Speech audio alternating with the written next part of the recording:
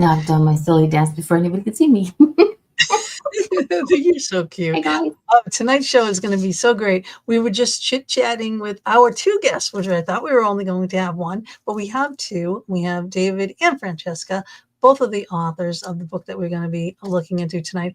And it is going to be so much fun. We were just talking with them, and it felt like I forgot to add you guys into the conversation. So I apologize. So we had to go live. Mom was like, it's time. We got to go. So we have to, add you guys in. And I know you're going to like the show, and hopefully God, you'll have a lot of questions. So before I knew Francesca was joining us, I made this video for David. So when this is done, I'm going to read Francesca's intro, and then we'll put them on here. So I'm going to play his bio, and we'll get this going right away. This week in the Fox Den with Gina B and Mama D, we welcome David Starr. David is a spiritual mentor and a consciousness trainer who helps people understand the power of their consciousness. Helping empower the source within, David leads his followers to clear out their negative emotions and limiting beliefs while assisting them to discover the divinity within. He is passionate about helping people heal past trauma and understand more about themselves and their place in the universe. As the founder of DavidStarRunlimited.com, he has created a number of consciousness advancement courses to help people find their divinity and learn to become masters of their own energy. These courses include Spiritual Hygiene, a free online course which teaches people how to master their breath and reprogram their energy. Embodiment of a Master, releasing old beliefs and coming into self-love and inner peace. A Master's Journey, an Ascension course, and the Unity Series, a consciousness expansion course. David is always pushing the limits of consciousness expansion, including creating a way for people to test their vibration. Anyone can find out where they are consciously by taking this quiz David created on his website, DavidStarRunlimited.com. When David was just about 10 years old, he had a near-death experience where he was thrown into a wall, hitting his head. Badly injured, David needed 144 stitches, but the experience triggered what he believes was a pre-birth memory of being star consciousness. David remembers talking to a male, godlike voice where he showed David the life he was about to live. At first, David was unsure what to make of the vision, but it gave him the strong foundation of believing in more than one life belief system, to having a deeper understanding of living multiple lives and how consciousness can be in the afterlife. This childhood experience encouraged David to explore his spiritual side, and from the age of 17 onward, he started interacting with various angelic and galactic beings who have assisted him with visions and guidance throughout his life. We welcome you, David, and everyone to the Fox Den.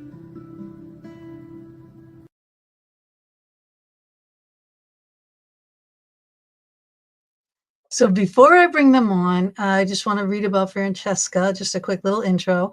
Francesca Rose is a writer, spiritual mentor, omni-source consciousness teacher, and healer who has dedicated over 15 years to empowering individuals in self-love, inner alignment. Through her work in the beauty industry as an esthetician, she has helped countless people connect with their inner source guidance system, and Francesca lives a life devoted to her children, love, spirituality, and to Source, or God. As a mother of two wonderful sons, Maximus and Xavier, I love that, Wow. and two beloved Pomeranian daughters, Nugget Fairy and Honey Bun Fairy, which unfortunately won't be joining us tonight. Francesca embraces a lifestyle of love and compassion, and she shares her journey and mission to help others find God within, cultivating joy, peace, and spiritual awareness. And now we are going to get them on here. So, hi, Francesca. Hi, David. Hey, thanks for having us. Did you like your video? I did. It was really nice. Thanks. That was awesome. You're welcome. Yeah, like I said, if I had known, earlier, because I just found this out tonight, like 2 hours before the show, that you were going to be joining us, because you did co-author the book. So this is awesome that we have you as well. Thank you. Now, I always show the book. Usually I have a book in hand, but I have PDF, so I can't do that. So what I did is I just I printed out a few different things, and I printed out like the table of contents, which is really, I mean, instead of just showing the book cover, I mean, this is fantastic what you cover, both of you, in the book with creating sacred space, clearing, purifying, and centering yourself, sourcing spiritual cleansing and hygiene, how to ground and anchor your gifts, accessing your Akashic records, your first gift activation, channeling, second gift activation, dimensional jumping, and so on. And I'll go on through. There's 20 chapters. They are very easy to read. They are step-by-step guided. All right. It's a quick, easy read. Okay. It's only a 147-page book. People do not get crazy. Okay. It is easy and it is straightforward and it works. And we do talk about a lot of these things in here all the time. About self-help and communicating with your higher self and such. And but you do, and I printed out the whole chapter on sourcing spiritual cleansing and hygiene, because you have like things on cutting cords in here, energetic cords and things, and these are questions that we're asked all the time. So I would like to go deeper into that. But before we do all of that, hi guys. What I want to know, I know we just learned a little bit more about you, David, with that video and your childhood and such. But how did you two meet? And Well, Francesca was hunting me down for about 5 years. No, I'm just kidding. she was like, No, she saw a video. Well, I guess we're a friend. I guess you can do this one because. Yeah. So I never friended a guy before ever in my life. Like I'm old fashioned that way, but there was a video that popped up and it was of David throwing an energy ball at the screen. And I was like, who is this wizard? I'm going to friend him. And, over the years, we just became like the best of friends. And, he definitely has been there through this whole ascension process for me. And we're both, interdimensional channelers, and there's not many of them, so it was nice to have someone like on the same playing field as me. So yeah, well, you don't have to explain to somebody what you're thinking, what you're doing. It's like your second part, but still good. Exactly. You didn't get like freaked out by anything. I would say, that I was channeling, and everybody else is just like, blank stare, like, oh my God. But I know that feeling. Sure. Hi everybody. Hi. Welcome to the show. Feel free to ask questions at any times, guys. And now, I didn't get no one. Greetings. Oh, to Sharon. Sorry. Go ahead, talk amongst yourselves. But we have fun on this show. We are very not so formal. So I want you guys to just, relax and, we just have. If you swear, you're putting money in my jar for building a castle, which Gina has built me 2 already. It's okay. I'm starting to fill her jar. I'm from Massachusetts. There was this video, this like joke video online, and anytime anybody swears in the office, money goes to this fund to buy beers for the office, and so everybody is just swearing throughout the office, and every chance they get, and they keep throwing up money, and their Friday comes, and they're all celebrating with beers and happy. Gina, can we change I'm like, I know. I'm like, I would be doing that all day long. Changing my request from a castle to baby. That's my honey. Oh gosh. So now this spiritual journey that you guys are on, now you're way advanced right now, as because you're like into all these different realms and everything else. But for people that are just beginning, what do you say to them? Where do they start, and how can they aspire to be like you guys on your levels? Usually, the awakening journey is very similar for everybody, and essentially, you're guided that there's something more to this life, and what am I? Who am I? What is this that I'm awakening to? And everybody has these guide teams, and even though you can't necessarily understand consciously, they're literally tapping you on your shoulder and kind of sinking you in, and then you'll see things and your heart will resonate with them, and it's really this journey of absorbing and coming into what feels right in your heart. And so the best guidance on this is to keep in that resonance with your heart, because as you learn more things, it just builds more building blocks and it'll hit you like a truth in your heart, and you'll just vibrate. You'll get tingly sensations, and you'll be like, oh, this is true. And there's and so just follow your own heart guidance, and of course get your higher power book, because it's really so much amazing information in there. It is. It really is. Honest to God, is. I'm not even kidding. And again, I'm going to say it one more time. I'll say it a million times, but I'll say it one more time right now. It's easy to read. Okay, it's not complicated. They give you this beautiful picture. Your artwork is amazing. Spent a lot of time on that, and we really wanted to make the artwork so that it would resonate and help understand the knowledge, because some of this stuff's never been talked about, like these teams that live inside of you and how to connect with them, and it's I never thought it myself, but like I do a lot of one-on-one sessions with people, and when the guides come down, they're like, hey, go into their heart chakra and follow this stream of light down. There's something to release in their Akashic records, or guide them into their heart chakra, get them to like open this I am source light within their heart. And then, so I'll do that, and they'll go, and I'm just guiding them, and all of a sudden they'll just be like, poof, oh my God, I just got this wave of light through me, and it's just coursing through me. I don't know what it is, but it's the intelligence of this love system. And there's and this within us, but it's also outside of us. But what's really cool is the more and more that you develop it within yourself, the more and more the outside you start seeing it in the outside world. So it's pretty cool. It's way cool. It really is. Because like every time that we'll do a little milestone too, you do get that tingly feeling too. And the second that you trust it, it's even different. Definitely. Because then it'll be like, well, that's just a fluke. I'm not really this. I'm not really that. I don't really have that gift. I can't do this. And hey, Ralph, I'll let you do that, Mama. Sorry. Yes, please. Stop taking my job. It's amazing. It's an amazing thing. Thank you. This is just one picture that I kind of printed out on your book. This is your chapter, Visiting the Realms, because I was like, oh, this is so cool. And this artwork is amazing. And you list down 1, 2, 3, 4, 5, 6, 7, 8, 9 realms there.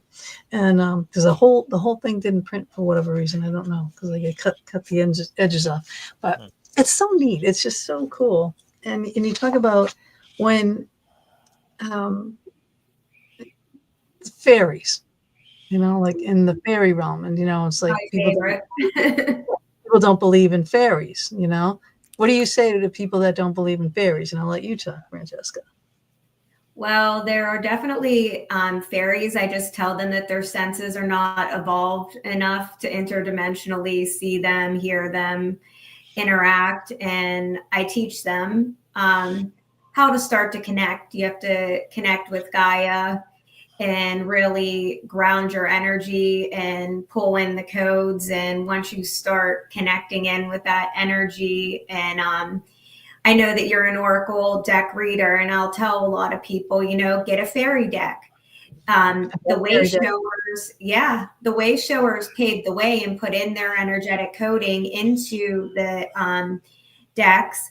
And that's a great way to get started, to start to activate your fairy code. And I'm a fairy communicator, and I speak in fairy light language. And but ever since I was a child, I communicated with fairies. It was just like the normal for me, and I never lost the ability. And I I think because you need to be in a joy state, and I think I'm in a state of joy a lot, and to be able to interact with these different dimensional realms, you have to keep your vibration really high. That's definitely key. So I start to teach ways to, be a vibrational match for the fairy realm. Yeah. I feel like if you go through your whole book, chapter at a time, doing everything, chapter at a time, that you can get yourself to that point right at the Yeah. end. Because it's like, it's your conclusion of, like, here it is. Now you can mish this all together and you can access your Akashic records. You can do this, you can do that. You can go to these different realms and communicate. You can channel, you can automatic writing, you talk about, you guys. I mean, this book covers it all in such a, a small book. I mean, I have lots of books and I have huge books, that aren't this good. Thank you. Wow. Yeah, we wanted to make it short, sweet, and to the point where I think we got right into like the meat and potatoes of it. We didn't like draw out chapters. We wanted to teach you like simply and quickly how to do this, because we house the all inside of us. We house every energy, every realm, because we are source conscious beings. So everybody can do this. Anyone can do it. We're not special. We're just tuned into it. Right. Wow. That's a thing. Now, like, if we are like starseed children, right? Does that mean, I mean, this has always been like kind of oof to me, like, are we all starseed children, or are just some of us starseed children? You know what I mean? Like, Well, is it just let's just put it this way. I think like there are definitely souls that come into vibrational fragmentation or birth if you consider time in a later fractal of time, but everybody that's on the planet now is part of this huge Earth alliance, whether it's star seeds, Earth angels, galactic ambassadors, celestial beings, these different star consciousnesses, masters incarnate, all these, because the Earth was really under siege and like in this fear dogma, sort of like a propaganda to keep the vibrations of the planet low, and it was hard for the God that is the light within all of us, that we all are, to shine through and to create this peace, to get out of like the war consciousness, to get out of the fear state. And so it's literally taking all of us, and we are all part of it. Like oftentimes I'll get waken up in dreams and I'm in my light body and I'm working with other light bodies, and I'm working just in the cosmic celestial, and then we'll go down to Earth and we'll be working on human grid systems and Earth grid systems and energy grid systems, and so we meet at night, generally speaking, and there's so many of us, and we'll even meet to discuss when we're going to really meet physically. It's really cool, actually. And so it's like, so we have all these plans, and of course we can't remember them, but we would never be able to complete this most impossible mission of liberating the consciousness of Earth if we actually knew it consciously, if you want to put it that way, because of the level of the that there was containing the Earth into this lower vibration. So literally we meet in astral, and at our subconscious level and at our soul levels, we develop all these plans in our light bodies and stuff. So yeah, everybody is part of it. Everybody is special, and everybody is God. And it's a big revelation when you start realizing everything that you've ever said to anybody, whether you're talking behind their back or betraying them or loving them, that's what you're doing to God, because we are all pieces of this great God light consciousness. And so most people have this big developing loving relationship with God, and it may be different for everybody in terms of what God is to them, and that's fine. But when you can see that in everybody else, then your love and compassion will grow, and big changes will happen within you.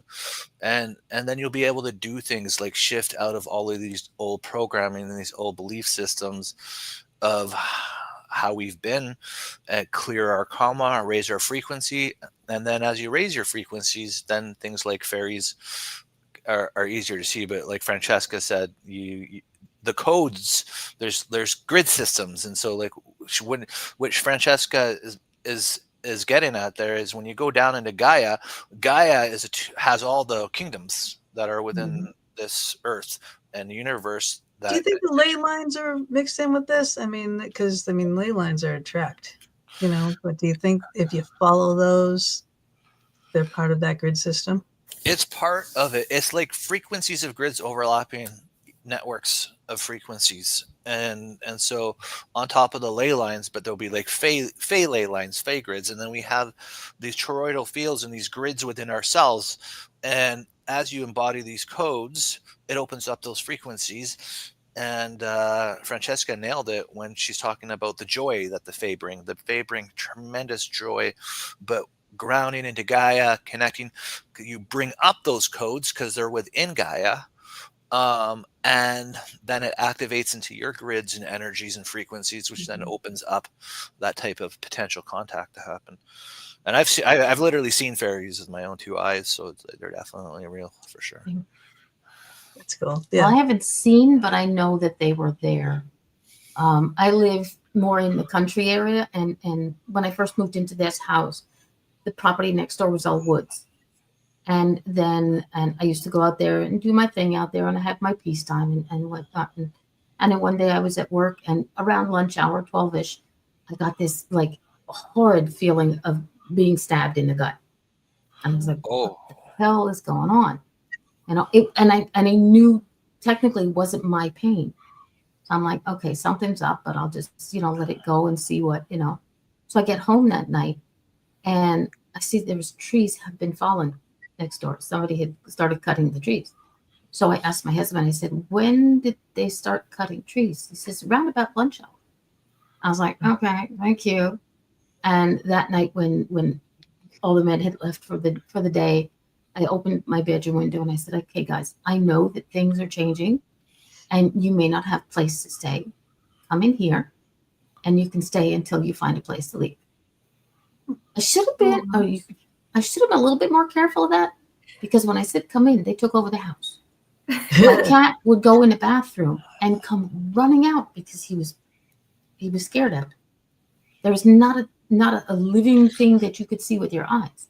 My neighbor's dog next door started barking in the air, looking at things that were moving, but not physically. You couldn't actually see it with your physical eyes, but the animals could. So then the next night I opened up my bedroom door and I said, okay, guys, this is a conversation we're going to have. You're allowed in one room and one room only. That's my office. You can look, but do not scare my animals anymore because I will not be happy. And you can stay there until the time for you to go when you're ready to go. I don't shove people out. And so then the cat stopped being scared. But my cat to this day, and it's been at least 5 years, my cat to this day still goes into the bathroom going, That's so cute. So I know they're there. But that was the first time I ever did something like that. And it was sort of like, okay, darling, you have to be a little bit more specific, not just come on in, but just come on in and stick to one area of the house. It was like I said, it was my house, because my house and my neighbor were connected by just a wall. It's semi-detached. And so when they went over to their place, they had a beautiful German Shepherd. And this German Shepherd would be like barking and following invisible things around. And then my neighbor called me up. She goes, Darlene, what's going on in my house? I'm like, I'll fix it. It's like that reminded me, like before I moved here to Pennsylvania, my house in Massachusetts, we bought the house because it was in the woods and it was by itself, and there was all this property that they said, oh, no one will ever live there because the it doesn't perk in there and whatever. Well, right before my husband died, lost my dog, lost my husband. I was like, I can't stay at this house anymore. But I made the decision to sell. And right after that, it was a big, long story, but they sold that property next to us. Two owners had it. One of them bought the other one out, and then lo and behold, it all perks. But anyway, they started wiping out the forest. And I went outside and I heard these trucks going in there, and they had these machines with these blades. I've never seen such huge blades in my entire life. And this is right before winter. And this still gets me all like so tight in my chest. They are knocking trees down, that these poor animals that have built their nests in and everything for the winter. And they're just, it's like chop, and they have another arm, and it's like, and it pushes the tree down, boom, and it's boom and boom, boom. And they wiped out this whole huge chunk and then left it. Like, didn't even do anything until like the following spring. I'm like, well, then why didn't you come in the spring where these animals could have gone somewhere, and these poor trees and everything? I was so upset. I was over there crying and screaming and like, what are you doing? That makes me want to cry. I love animals. I'm vegan. That would make me so sick. Like, to witness that. I hated every minute of it. But and the higher consciousness planets, they plan for the environment, like the extraterrestrials that live, like whether it's Sirius or in the Palladian constructs or Lyran constructs, they literally their planets, they view it, and it's the same as every planet.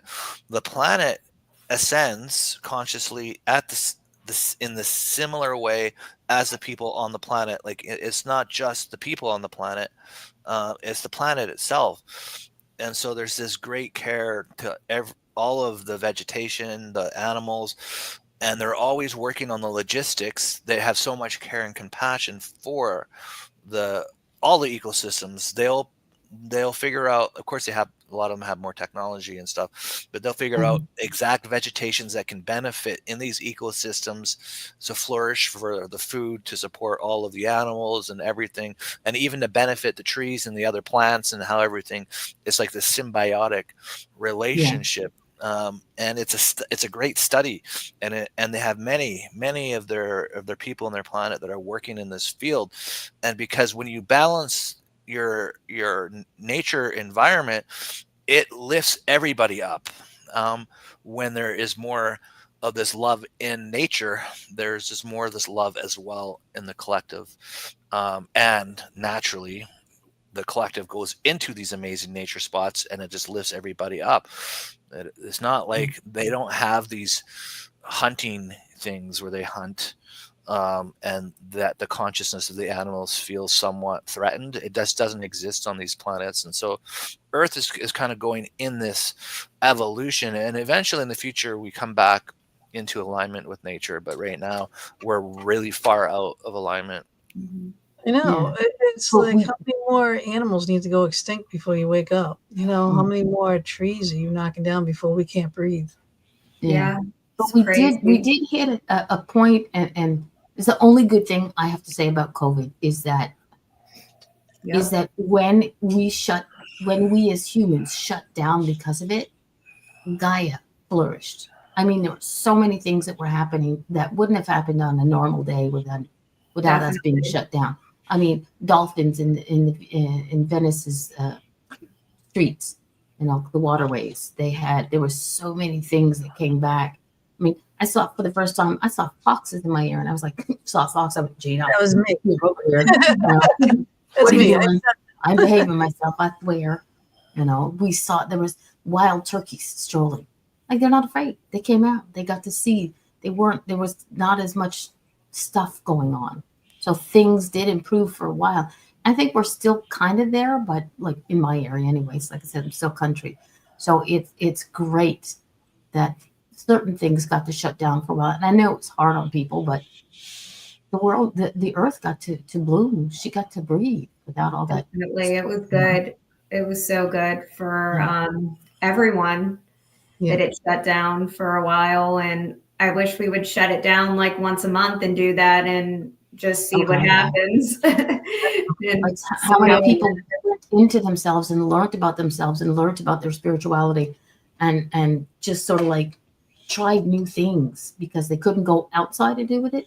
So you learn something new about yourself, something new that you can do, some new treasure that you find inside yourself. And that was the perfect time for it. So yeah, once a month. Okay, let's take every People long weekend are into connecting on so many different levels. Yep. Yep. I know that was great for the interweb, Yeah. because we were, a lot of people were connecting. The energy was spinning, Yeah. So It created a big awakening that led to the global awakening, and now this year we're in the biggest awakening year in Earth's history, and it's going to create such a forward in consciousness. It's somewhere close to it's below but near 1 billion souls wake up this year, so it's a very large number, and get ready because it's going to change everything. Could that be why this year, for some bizarre reason, I feel like I don't have enough time? Time's going quicker. it Yeah, and is. it's like Yeah, it's we just were like talking about that before the show. yeah, it's like Definitely is. I noticed that. because I just don't have I get up in the morning, I do what I got to do around the house, and then I go to work. And I'm lucky. I'm one of the lucky people that I still work from home. So I go to work and I have my breaks, but my breaks are like a blink of an eye and they're gone. At the end of the day, I'm like, okay, it's time to make supper, feed the dogs, do that. And then by the time I'm done that, it's like, okay, I have maybe an hour. And I was like, I can't even, my brain is still going, but I still physically have an hour to do something. And I just can't because my brain is still going with a million and one things that coulda, shoulda, woulda been done. Yeah, I hear you. I don't have any time either. I mean, I used to paint. What to do. I'm an artist. That's Oh, one of my nice. pieces of work.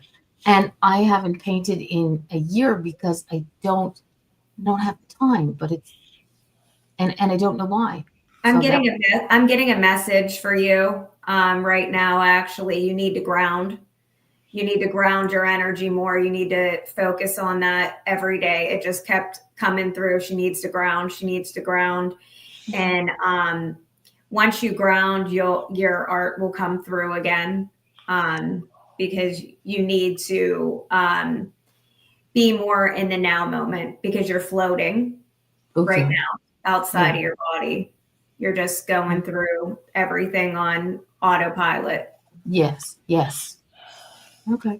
Nailed it. Thank you.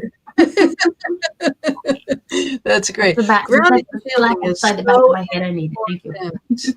You do go through that in the book too, on how to ground and stuff, and different ways to ground as well. And one of the ways you do it is the way I do it. And you talk about the white light and the bringing in and all the way through the body and down and out into Mother There's so Earth. many ways. Yeah. There's so many ways to ground. Yeah, between the water, outside, trees, this, that, all of it. And you do cover a lot of it in the book. And it's really cool that you do that, because I think that's like the beginning of everything. I need to do that before I start my day, end my day that way. Definitely. Yeah. It's so important to ground it. I always say it's second to loving. Like first, you got to love everybody. Then you got to ground, because if you don't ground, your masteries aren't going to come in, because your non-physical energy is just floating everywhere, and you're collecting more masteries in other realms, dimensions, realities, but you're never here on Earth. You need to be here on Earth in your now moment and ground that energy. Even if you have to be around like screaming children, there's no quicker way to ground than that. They will just get you right back on Earth.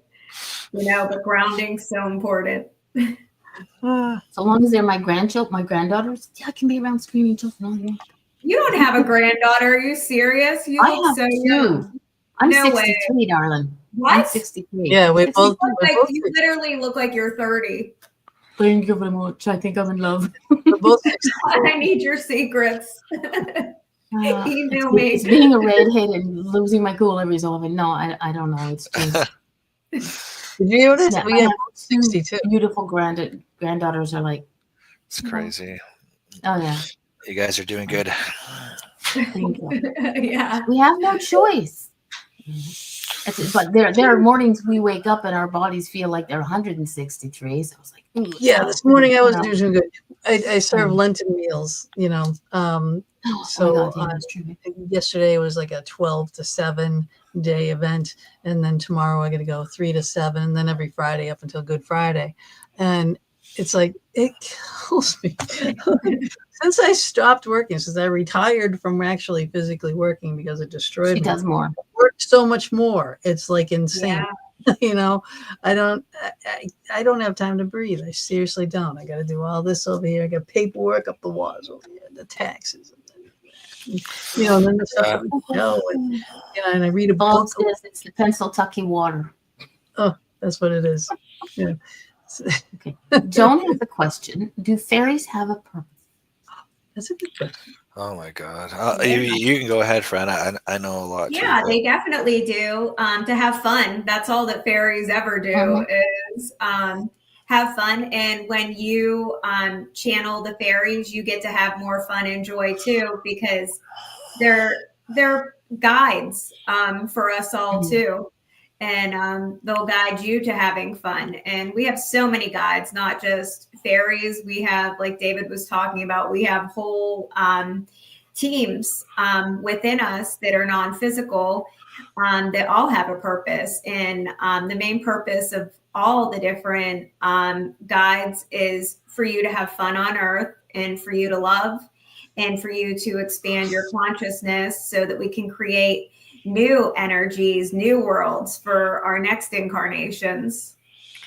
Fairies are also like part of the elemental kingdoms, and they're like tree guardians, flower guardians, and they're working on vibrational like attunements between. They work with bees quite often, and they're spreading around the vibrations, and it brings in healing and awakening, because flowers are actual source.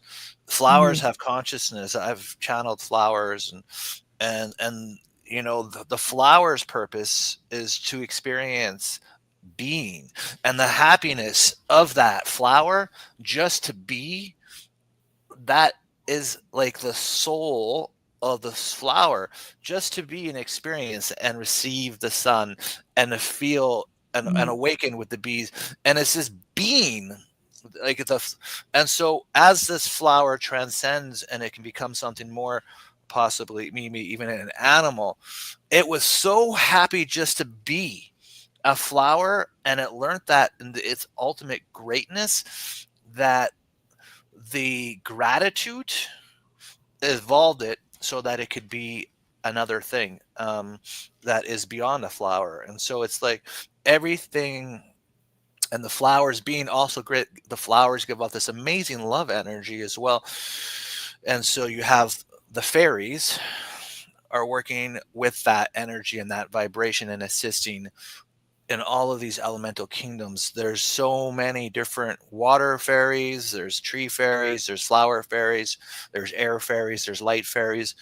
And so they all have their divine roles and purposes, but they're having a whole reality experience. And humanity's just been shot off to these magical realms because of the lack of powers that be that have been suppressing the love vibration from the planet for so long, that has lowered the frequency of humans. But as we're going through this ascension and the frequencies raise with everybody, you'll begin to see these amazing fairies. And there's also little elves in some of the forest areas, and it's really funny, as I never thought these little owls were real. Like I knew that I saw the fairies. So this one day I'm channeling elves and I'm just connecting with, like, because through the fairies I found this like a little magical. It was like this little elven forest, and then so I'm channeling them, connecting with them, and then as I finish, and I'm in my house.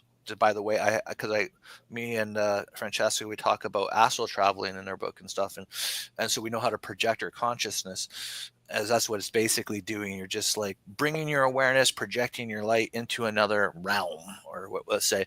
And so as I come out of channeling these little owls, I look to the right, this little portal opens up to my house, and it was like one of the 7 dwarves walking out of it. I couldn't believe my eyes, and I'm like, no, you can't just be walking in my house like that. Yeah, I used And to then go outside. but I was just like, are you kidding me? A little elf I saw with my 2 eyes. I couldn't believe my eyes. That's so fun. Like gnomes and elves and the forest guardian spirits and stuff like that. There's a guy I know, Ray, who could see all those. We would just go and do all these paranormal 101 excursions, right? And we would go to haunted forests or just different locations. And he would be staring off, and then all of a sudden he'd start having a full-blown conversation. We all thought he was nuts, you know? And he's like, you can't see these spirits. He's like, these elementals are all over the place here. Or he'd describe exactly to a T what he was looking at, what they look like. It was a branch, and it almost looked like a little fairy door. The branch was bent over so perfectly that it made this little arch circle like thing. And there were rocks and stuff at the bottom. He's like, can't you see this door? And it's like, none of us would have even looked at this. Okay. And then when you look at it, it's like, wow, it does look like a little door. And he's like, there's a guardian right in the middle of that door, like, you shall not pass, you shall pass, like, type thing. Yeah. And he would get into these big conversations, and we did. We thought he was nuts. But the more that I've learned, the more that I've studied, I'm like, no, he was not nuts at all. He was just so far advanced and so in tune. Yeah. Now, this is a good question from Joan. She says, what would a fairy eat? As I've only seen one on Paranormal Caught on Camera. Well, the fairies, they can't eat, but they eat differently than we do. In the higher dimensional realms, they can instantly manifest whatever they want to eat, but they don't eat in a physical form. It's like in a different way. You can't even describe it in human words, but it's like it just instantly appears to them, like holographically almost. And of course, fairies are going to eat magical mushrooms so they can get even like higher up. Well, that's always assisted in, seeing from what fairies are you hanging out with? The shamans and the Native Americans and and the peyote and the LSD trips and the things that assist. I'm just joking. Medicine will have you seeing everything, but I only recommend it if it's with someone that knows what they're doing. Don't just go out and do it. But yeah, because it connects you to the higher vibrational realms, because it raises your vibration to match the vibration of those realms, because there's so much going around us that we can't see until we completely evolve our senses. And the more people that evolve their senses, the more things we can collectively see. But we are breaking through interdimensionally now in our consciousness to these higher dimensional states. And soon everybody's going to be able to see the realms. I say the way that I see it like a shopping mall. Like if I want to go into see the angels, like I just attune to that. And then I can go to the fairy realm. Like I can just see them all lined up, and I can go into whatever realm I want and take whatever energy I want and ground it to the earth. So, but people will be able to do that eventually. Awesome. Well, you got step-by-step instructions in this book. Yeah. But this here is, hi, Monica. This one is Francesca's website, francescarose.com. Okay. You can get their book, yourhigherpowerbook.com. You can go there. You can learn about the book, order the book. You can find Dave on Instagram. Right? I couldn't find him on Instagram. I just found him on Instagram. What? I said I couldn't find him on Instagram, and I found Francesca. So I'm controlled. I'm a good guy. And you can go to davidstarrunlimited.com, and there you can take the quiz that he created. Now, I took your little quiz. It's based off the Dr. Hawkins scale of consciousness. And so there's from as low, like they have different things like shame at the lowest level. It's like 30, like the shame that we carry, guilt, and then in the Shame, guilt, apathy, high grief. consciousness, you have enlightenment or joy, peace. Well, it goes enlightenment, peace, joy, then love. So like the joy frequency that the fairies have is actually above the love frequency in the Hawkins scale of consciousness, and it's why a lot of galactics connect with joy. Actually, it's fascinating. Like when I say galactics, like Palladians and Octurians, like the joy frequency is very important to them as well, and so it really helps to start off with that.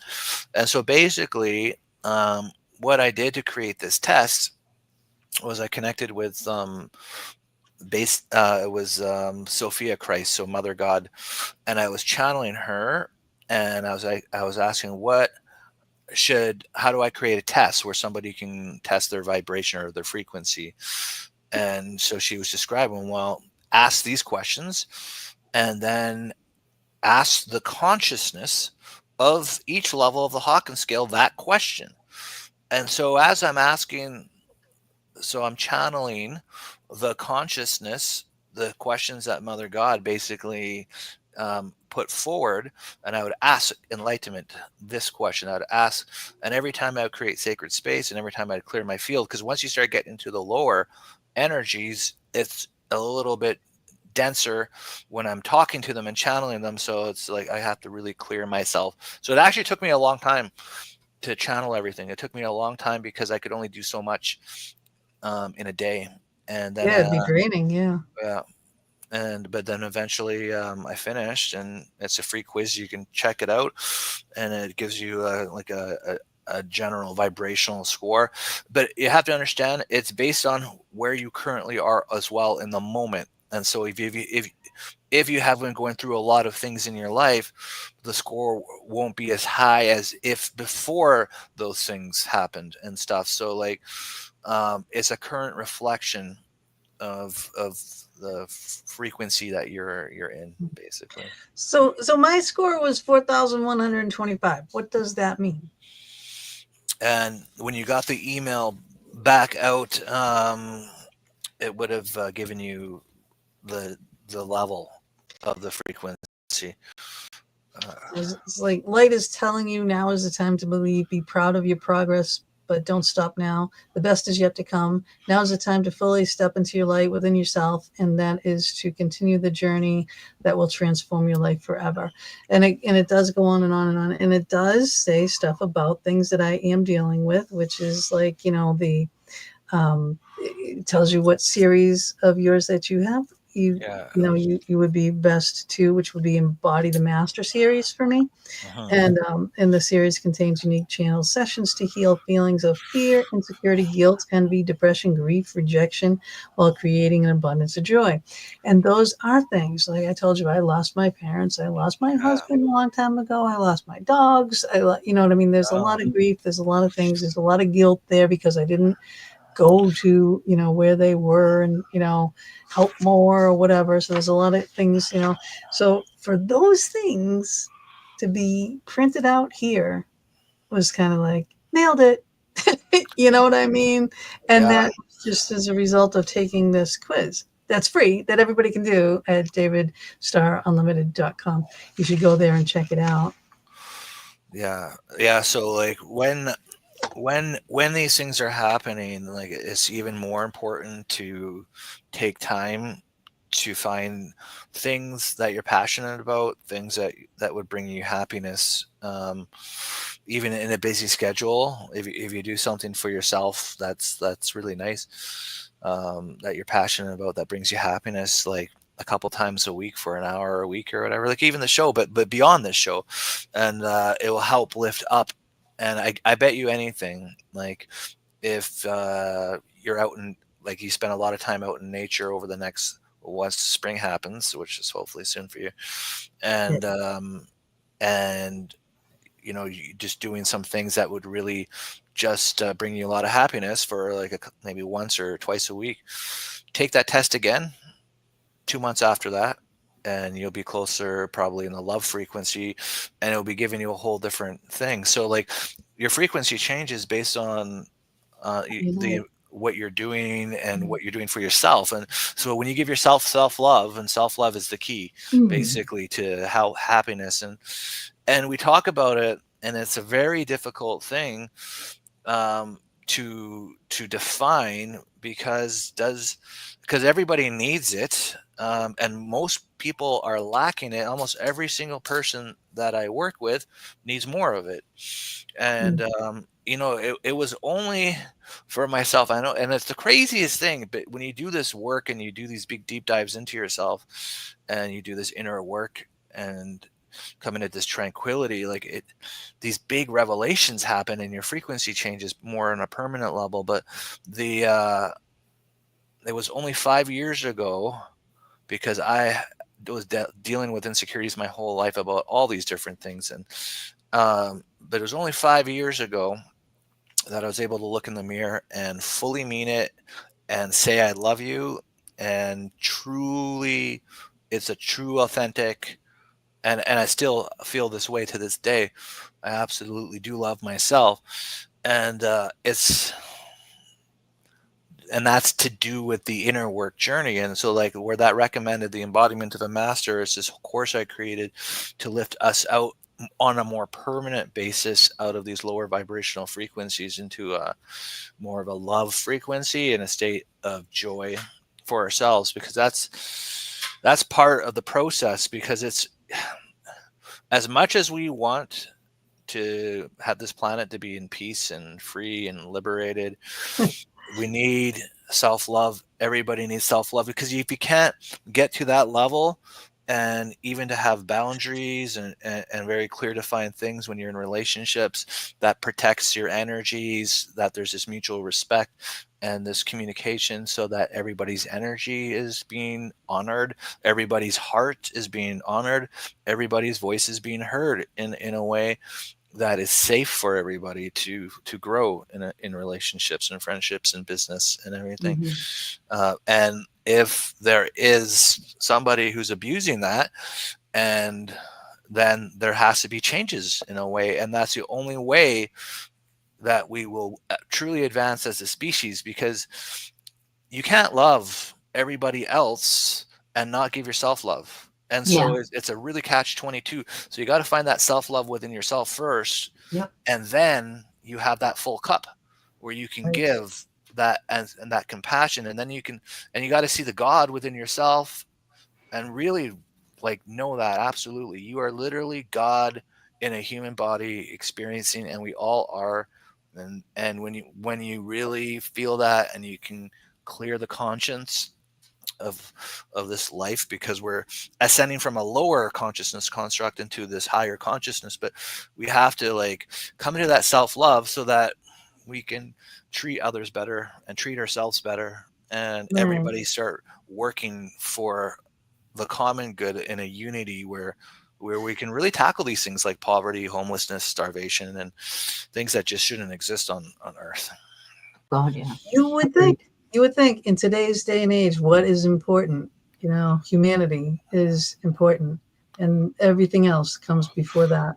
Oh yeah, the people got to recognize we have more power than we realize, and if everybody collectively votes against war consciousness, don't go to war, don't pick up a gun, find another job, let those people who are writing the paperwork to do the war, let them go into the war. Let Putin go into his own war and fight Zelensky. Let them fight it off together, and the person who wins then gets the territory. It's just the stupidest thing that war is even happening on the planet at this point. But we have the power we have the power to not choose it. Everybody has the power, everybody has the choice, and the more people that just vote against these experiences, just choosing against it, changes the reality construct. The war won't exist. And so the more people that come into the self-power of the unity collective consciousness, outvoting all of these crazy things that are happening, like pesticides, growth hormones, genetically modified foods, and all these different things that are creating different health issues across the planet. then we're going to foster more unity, and we're going to foster more love, and we're going to be working for each other, and we're going to be able to tackle things that seem impossible, like 50,000 people starving a day, and the distribution of wealth and abundance will be different. Instead of 25 people having the same amount of money as 50% of the bottom of the population, we'll spread it around. Everybody can be abundant on this planet. And so it's just, we're shifting out of all of these old belief systems. And when we come together in the unity and that self-love, everything just changes. And so like, we're going to see big changes. It's already starting consciously, but it's just finding that self-love is it's a journey. It's a journey, and it's practice, and it's, and it's an everyday thing. Raising your vibrations is always hard. Meditating is always hard. Grounding and shielding until you get used to doing it is hard. Practice, and then it's second nature. Now, once your vibration is up there and higher, and like you said, when you can actually look in the mirror and say, I truly love you. Now, do you feel that all these things, though, like personally, that will happen to you? Because people will get, when they're lower vibration, okay, and they lose their job, world is over, gloom and doom, dark cloud, forever. You know what I mean? But I think that when your vibration is higher, you lose your job, you say, all right, well, I guess that I've done what I could do there, and now I have to move on, and I'm due to be somewhere else, and this is the way it's meant to be. But you can actually see that. Yep. You have to realize that everything's happening for you, not to you. And there's something better. I saw a meme with Jesus, and this kid didn't want to like give his little teddy bear up, and behind like Jesus's back was this huge teddy bear. That's what people don't realize. When you get out of your cycles, when you get out of the things that are not serving you, there's something better out there for you. Yeah. 100%. And then I do feel like you can deal with these things a lot easier. But I feel like, too, a lot of times I have less patience, at some points. And it's like, and I know what it is, and I hate that it gets to me, and like just normal things, day-to-day things, drama in the freaking paranormal community, things like that, will bother me. I'm just like, I can't even believe that this still goes on. You know what I mean? It's just like, there's so many bigger problems in the world than that. You know what I mean? And I just get disgusted with things, and lose my patience and I feel like it takes a chunk of me. So it's like, all right, you know what? I don't care anymore. I'm just, you guys do what you got to do. All right. Because I don't even want to be a part of it. I don't even want to know about it. I want to do what I'm doing. I want to spread things like this. I want to spread joy, peace, harmony, love, coexistence into this world, because that's what it needs. And the more that we do that, it changes the whole collective consciousness. Like, one affects all affects one. And so it's, as you're bringing that out, it literally does bring that more into the collective. One person makes a huge difference, and especially people who are opened up and doing big energy work, you can really bring a lot into the collective. It's amazing what we can do. Because there are a lot of people out there who think, well, I'm just me, I can't do anything, so why even try? But that's the point, is every person's going to say that to themselves once in a while. And if you just do it, it's like a Nike slogan there, just do it. Don't give a hoo-ha about what other people think or say. If you're content with yourself, if you're happy with yourself, you're doing what you need to do. What you think, if you think just saying hi to somebody is not a big deal, but to that person, you're making a big change. You might be making a big change. So accepting everything, who you are, loving yourself, who you are, the way you are. And yes, do we have flaws? Oh, without a doubt, but I got a lot. To answer Joan's question, though, about if people truly love themselves, why do they put unhealthy foods inside themselves? And there's just certain things like chocolate that are just like an Achilles heel for so many people, But ultimately, I will neither confirm nor deny that. I'm a chocoholic. I can say that out loud. It's like that's why I don't bring it into my house anymore. Because if it's in here, I'll just look what this woman does to me. She doesn't. That's so funny. Yeah. But To add to that question, Yeah. though, our sacred space chapter is really good about that because I talk a lot about this. I vibrate really high, and I'm very serious about what I put into my body. I'm vegan, gluten-free, dairy-free. I don't do any pharmaceuticals. I don't do anything that I feel isn't high vibrational. I just eat what Gaia produces from her womb. And also, speaking to that, why do we put anything bad into our body? Why do we watch violent shows? Like, why do we listen to the negative media? I don't do that either. So, it's better not to put these negative things in, and you do get rewarded when you don't. That's why I'm able to tap into such high dimensional things, because I'm purifying my vessel to embody my source consciousness and be as close to in my God energy as possible. So you start to realize that when you start cutting out the negative things and the negative influences in your life, you have to have energetic boundaries too with people. You can send people love, but you don't have to inundate yourself with anything toxic food, toxic relationships, toxic programming. So, Yeah, because if somebody is being toxic towards you and you allow that, then that is an act against your self-love. Yeah. So when you stand up and you create that boundary, you're protecting your heart.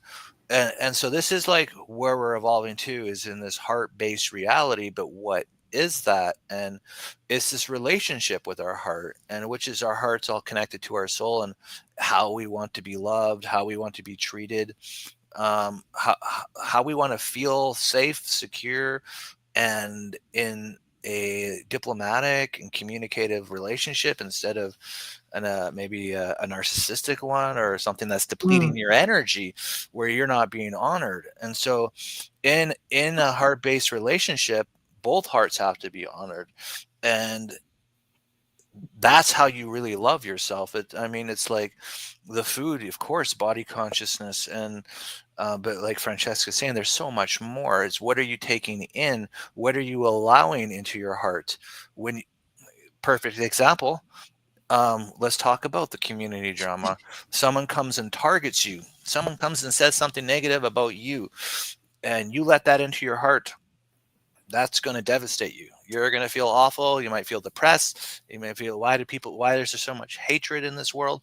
But if you don't take it into your heart, and you realize that an attack coming from somebody else is something inside of them that needs to be healed, that there's something wounded inside of them, and I love myself, and I'm not going to take that into my heart. That is true heart-based living, because then you don't have that whole secondary reaction where you're depressed, you're feeling down, all of a sudden you're insecure about you. That just doesn't exist because you didn't let it into your heart. And so there's all of these things that we're breaking through, and we can't judge any of us. We're going through this together. Like, we're learning this, we're going from this 3D consciousness to this 5D consciousness, this closed heart system to this open heart system, and it's totally different. And we came in with a veil. No one can judge anybody on this. We're in it together. We got to figure it out, and we got to figure it out together. And so, like, doing podcasts like this really helped that. 100%. That's what we always say that too. And it's like every week after week after week after week, we bring different things and different, avenues and venues, because not everyone is on the same page at all times, and so for the people that are on this level that want to be onto your level, doing the things that you're doing, having the connections that you have, having that vibration that you have, and spreading all the joy that you two both are, we're striving for that. And we say, if we help one person, we did our job. Exactly. We hope to help a lot more than that. We had the same mission. That's why we put the book together, because we just wanted, because our viewpoint is everybody is this special. Me and Fran aren't these like secret, like above everybody people or anything in any way. We just discovered this magic that exists inside of us and we wanted to share it, that it exists inside of everybody. This is how we've tapped into it. Give it a shot. See what how you feel. That's the whole thing. Yeah. And this is the book cover. This is my ad because I had to add Francesca, but that's it. Your higher power accessing your divine gifts. And I'm telling you, it's so. Oh, hey, Rob, there's my cousin. I love you. I haven't seen you in a long time. It's just it's again, it's just so easy, and you do go through a lot of things. And like I said to you before, I am in the paranormal, and we do things, house cleansings and things to get rid of negative spiritual energy, because there is that. And people that go into these haunted locations like we do and get these things attached to them, or other things that are making these cords with people, and you do go into cutting cords, and you go in through from way back where the angels were involved in these cord cuttings and stuff. And it was like, this is really cool. That chapter, I mean, I loved it. I loved it because we are asked these questions all the time. Mm-hmm. Yeah. Why did you decide to put that in this book? It's just everybody has played in the lower density of what Earth had to offer since it descended after Atlantis and Lemuria timeline. Earth used to be in pure love-based consciousness. It was like a Garden of Eden. It was like the most magical place where people would shape shift, where everybody was in this unity and galactics, and then there was times when the galactics and humans were working together, and there were stargates, and humans were allowed to go because love. There was the love base. There wasn't this polarity construct, and so you have, unless this is your first life on Earth, and there's not many, but I've met a few, but there's these chords from when polarity first got introduced into Earth, the first karma, if you will, and these energies stay in the Akashic records, and then when your soul comes back into body, you embody what you have earned. I guess good karma, bad karma, if you want to call it that. You have it all. So you're flowing based on what you have, the decisions that you've made in this eternity of Earth. And so as we're ascending, one of the things that we discuss is to pull the root cord in the very beginnings, and working with the angels to assist you to pull it out of the first polarities that you have played in, because it's like a root. Instead of pulling the root half out of the ground, you pull it fully out so it doesn't grow back. And the root in this case is a negative frequency that creates some looping betrayal or some looping jealousy or some looping thing that has just been looping throughout your cycles that just hasn't been addressed yet, because of there is versions of yourself that have these wounds from decisions that we've made or that other people have made towards us, or that we have made towards others in this looping cycle. So it's the craziest thing that I've seen in all of the sessions that I've done is every time I go to where the angels show me in somebody's past life what is their biggest densities to clear out of them, I'm somehow magically describing their life right now. And how is that? How many lifetimes has it been that you keep going through the same thing?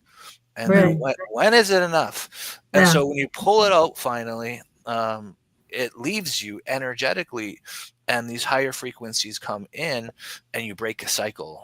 And it's amazing. Right. It's like, and there's many ways to do that too. Like a lot of people do that in various ways. Like you're cutting the cords, and those way back when chords, of things that keep going through your lifetimes, There's also like the past life regression progression therapists that get rid of your fears and your phobias and things like that from your past, because they're dragged along, with everything too. It's like we have all this baggage, that it comes with us, that, there's some good, like you said, and there's some bad. And That's why working on yourself is the best gift, because like when you get out of the mindset of one life and think of like the future, of all these other things that you're going to be able to experience, advancing your consciousness is and I've seen it on so many planets and different extraterrestrials that I connect to etherically. They're like, for an example, on a Palladian planet, everybody starts out with a very similar name, and it's based on your consciousness and where you've come in. And as these different Palladians take on different masteries, their name evolves, and so they cool. take so much pride in their name because it is literally everything that they have accomplished consciously in their soul masteries that they've taken on throughout their life, whether it's elements, air, the different consciousness expansions and stuff like that. And so their name is everything, and everybody knows, and it's like you wear your name like an honor. It's like a badge of honor, and it should be. And this is how they value it, because they know it. The only thing that you do bring with you after life is your soul. You don't bring anything else. So whatever you've done and whatever you're carrying, that's why it's important to also make everything right in your life for yourself and for everybody too. For the next one, Yeah. right? Like I know I've been here. I know I have a feeling that I'm on my last life, because I'm just Tired of Earth. you know what I mean? I am.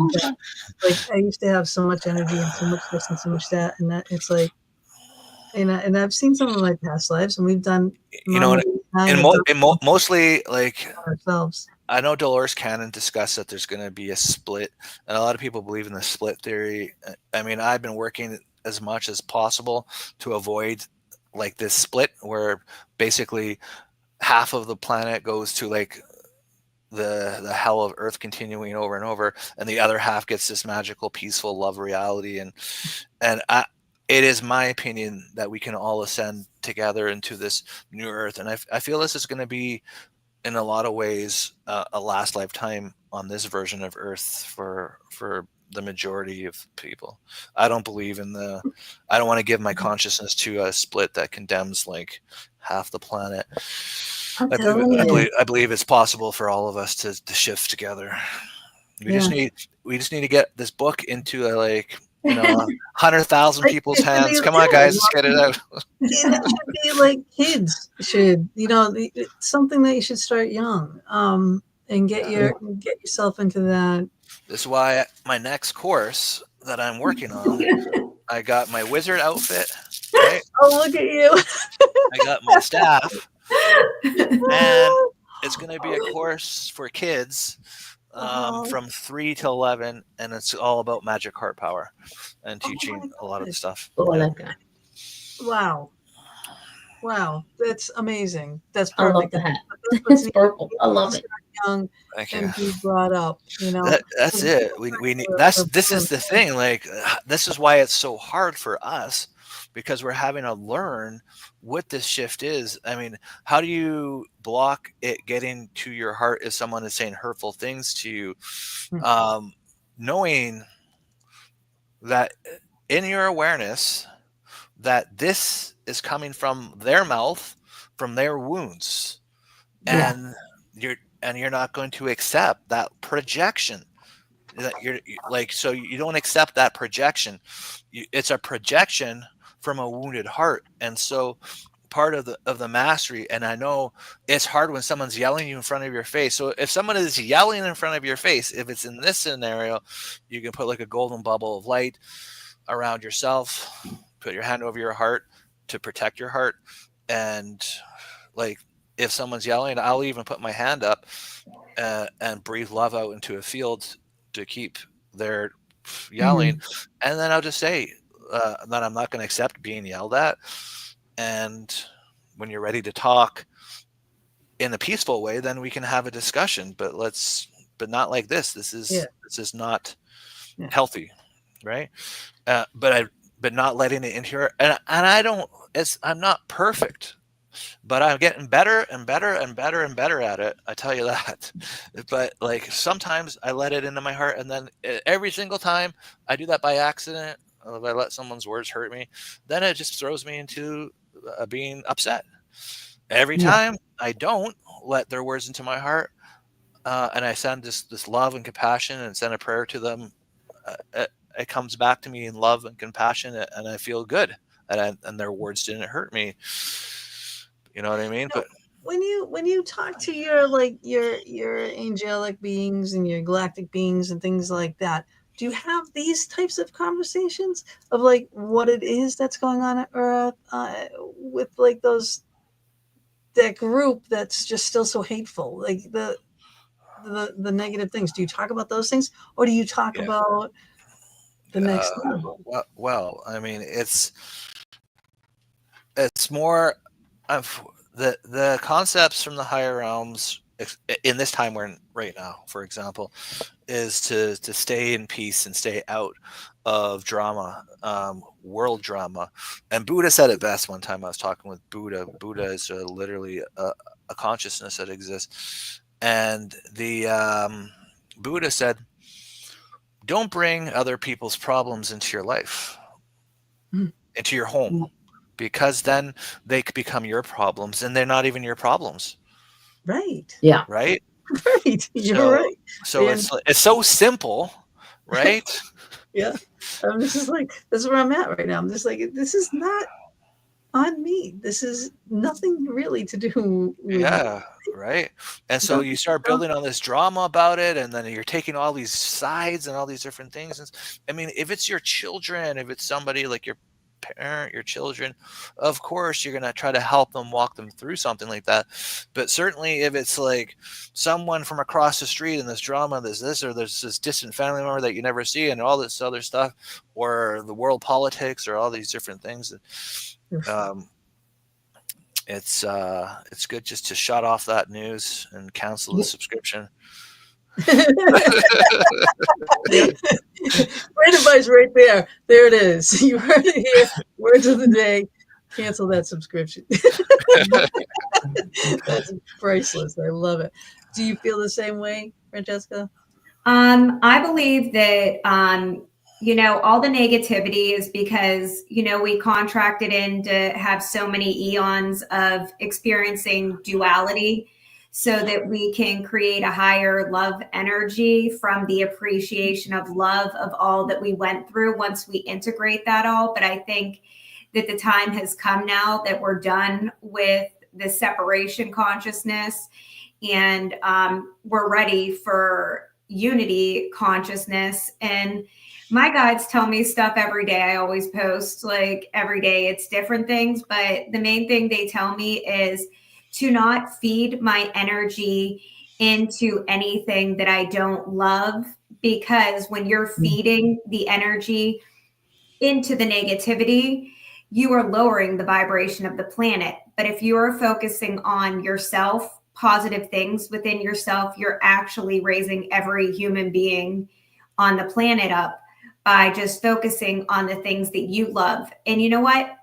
Only angels come into my awareness at this point, earth angels. Like, I don't have these dramas. I swear I live in a different reality than everyone else, because I do not feed into the negativity. I do not subscribe to any of this negative stuff. I do not watch the negative stuff. And to me, it's all a play. Like, when I'm hearing like this drama, like, and everything, I'm like, this is a play. This isn't even real. Like, I'm just going to connect to God and focus on my God energy, and everything's good, because there's no greater power than, getting out of that negative state. Don't even pay attention to it, and center back into God's heart.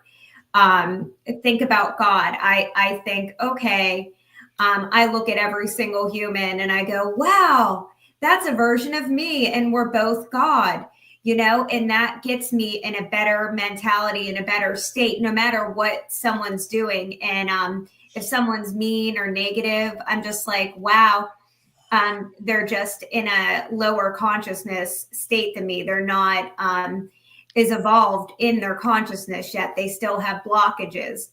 And, my guides will give me advice for them on exactly the right thing I need to say to them to raise their vibration up. So I'm very guided by my guides. They tell me everything. It's so much fun. It's just like I'm never alone. I have so much fun alone because it's always a party. I never stop channeling, and they just bring like such a good vibe to everywhere I go to. And it's like I have this whole other world coexisting inside of me that just not most people just aren't aware of, that you can have these great connections while being on earth and everything. And they tell me positive things. And everything is very, very, very just stay in a positive state and do healthy things. And, good things come into my awareness. I can't complain. I love my life. I'm at peace. I'm actually happy, but it's because I listened to my guide's advice, and I broke out of the cycles. I did the healing work. David taught me all about shadow work. We talk about that, and that's in the book. David is the master of shadow work on the planet. He is definitely the best human to learn if you need help with that, because the shadow work, when you do that, you have so much light trapped, and it's causing the blockages and causing the veil over you. Once you do the shadow work, it's hard, but you can call in your angels. You always have help. I called my angels in when I was doing shadow work. I called in Galactics, and they took out all my old programming for me, and they infused me with God source code. But once you do the shadow work, you find so much treasure in yourself and so much light. It's insane. And you just go up in vibration. You can't unsee that. Yeah, exactly. It's like, and once you do it, it's it. And you pull it out of yourself, not just for this life, but for the next lives. And it's really amazing. It is, you break the cycles. It's just like, but even in this life, like when you do certain things, let's be, it's like pick a specific one. Narcissistic relationship. So many people have been in some relationship where it's been very verbally abusive and stuff like that. But when you go through self and you end up clearing it, like we discuss in the book, even in just this life, it's going to flow through. You just intend to send it to all past lives to clear it fully out of your system. And because once you get that energy out, then the magnet becomes dissolves and trapping a narcissistic relationship. So it goes into the law of attraction, but when you remove the energy, then it's not attracting because it doesn't exist within you. So that it always comes back to things that are happening in your life, apart from tragedies, of course, but things that are happening in your life that are creating problems. It always comes back to it's within you to heal. And bringing your awareness, well, what is it? What is it that is within me to heal? Why? Or what is this lesson in this? So you learn the lesson, you clear it out, it's gone. It's the best feeling ever. Yeah. Because you always have these, and it never goes away. Like Francesca's saying, like I'm one of the first person who ever wrote a course on it that I even know of. Eventually other people did. But the thing was, like, even to this day, I still have these big inner revelations that completely shift me into a whole other level of consciousness and light. And so it's something a lot of people say, well, when does the shadow work end? Well, whenever you need it, you have it. And you have the tools and you're able to deal with these things and stuff like that. And so it becomes like you don't do it as often. Like I don't do it as often, but when it comes up and I discover things, I go into it and I let it go. And I have these huge discoveries in breakthroughs in consciousness. And then, like what you're asking, well, do you then ask your guides about this? And I am always asking my guides about it, because I want to know, how do I best represent this to people who are going through this? How can I explain to them, once you go through this and you shift into the self-love, and then you can love everybody compassionately as God, then how can you possibly, these are the questions I ask my guys, then how could you possibly um, give compassion to somebody who's abusing you energetically and always demanding your time and just being very toxic? And the discussions that they're having back with me on this is that it's that you do give some time to, in a flow, no matter what you're doing, you have a flow of time and people and considerations, and things are a natural flow. Now, if you are finding in that flow of energy that there is a toxic energy coming in, this is again this unhealed, wounded energy that's coming in.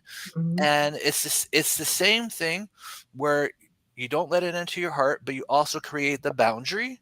Mhm. And the boundary is the law. So the boundary is the law, and that boundary is not being honored, then you separate and you carry on, and you don't invite that back into your life, that energy. And so there's so much wounded people on the planet, Right. and that will attack, that will be abusive, that will be this, that will say that. But when you're in your flow and you see that pattern, you create the boundary, and you become aware of that boundary, and you even will articulate that to the person. I have a boundary. I will not tolerate this. This is your one warning. If you cross this line, then our communication is over. It's not that I'm not trying to help you. It's that I'm not going to let toxic behavior into my energy from anybody, because I Right. love myself too much. And And, how much of that energy you think from that person stems from childhood traumas? oh God, so much. It really is so much. But then there is like the teenager and young adult, and sort of like Earth has like a lot of selfish kind of like energy in the consciousness, and everybody has it. Mm. And when you are in this selfish energy, you may say, you may not say anything. You may abandon people. You may ignore them.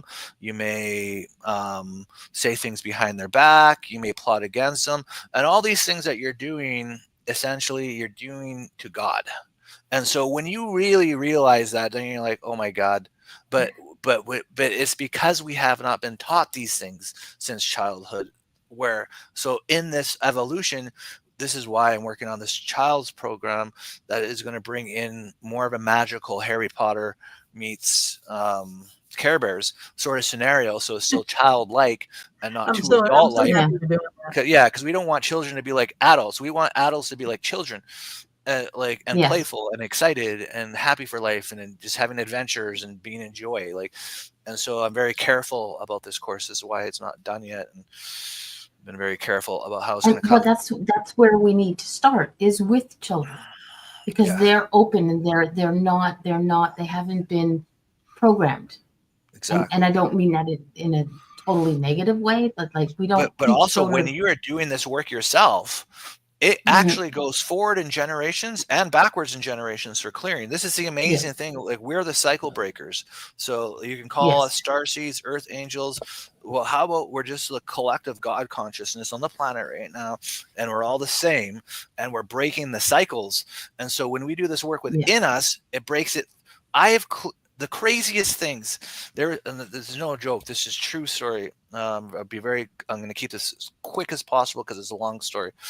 My older daughter, she's 16 now. When she was 14, she kept not caring about things, and she just wouldn't care. She didn't take anything seriously. All these different things, and I was trying to figure out how do I break through to her. I mean, I know teenage years can be confusing. So what happens? Because I'm dropping her off at her mom's because we're not together, and I'm driving, and I go 20 kilometers over the speed limit on this highway. This cop pulls me over, and his sirens are flashing, and I'm just mesmerized. And I knew as soon as the cop turned around, I'm like, this is a test. And every single time a cop has ever come, and I've been speeding because I have this lead foot, it's really stupid on highways, and I always get tickets.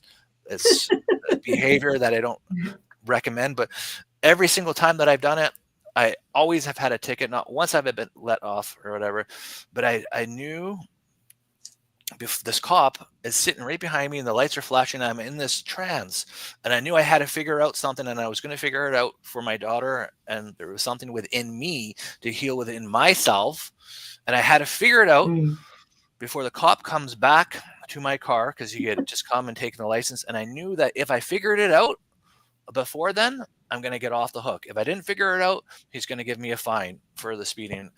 And so I'm searching myself, and literally 10 minutes, I had like 10 minutes to figure this out. And I'm going to the depths of my consciousness and find what is it? And finally, I've discovered, when I was a child, going back to how much is this from when you're a child?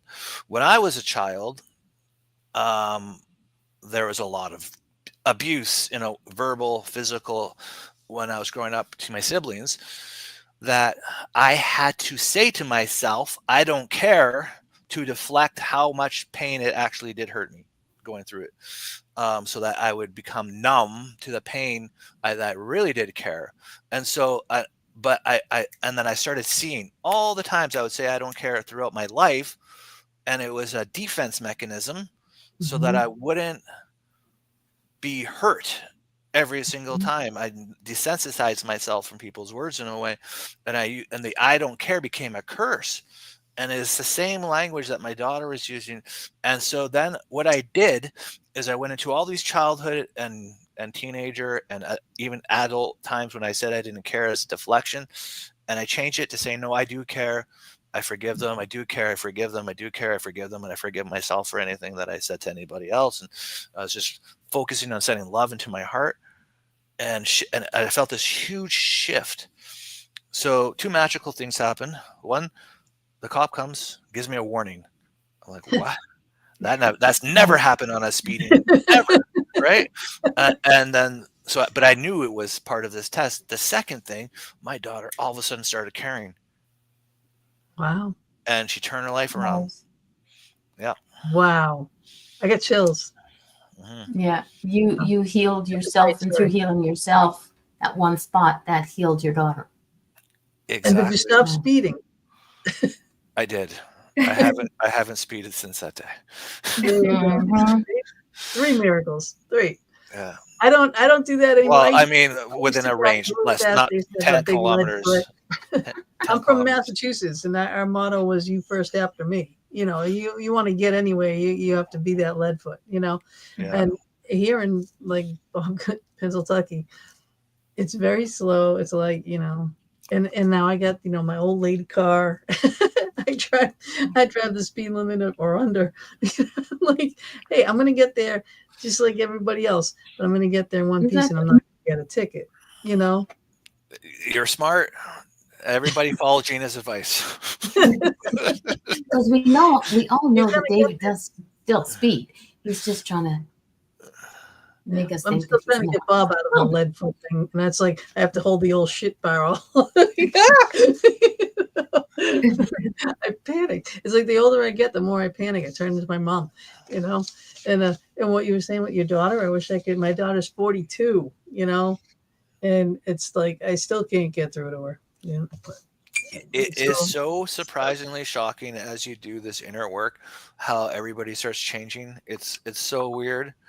I can't tell you. So there's this year program that I do every year, and I'm on the 3rd year of it now, where I'll sit with the same 15 people throughout 12 months, and we just go over all my programs and consciousness, and it's like every single one of them, all of a sudden, their spouses become more open to spirituality. They become more open to what they're doing.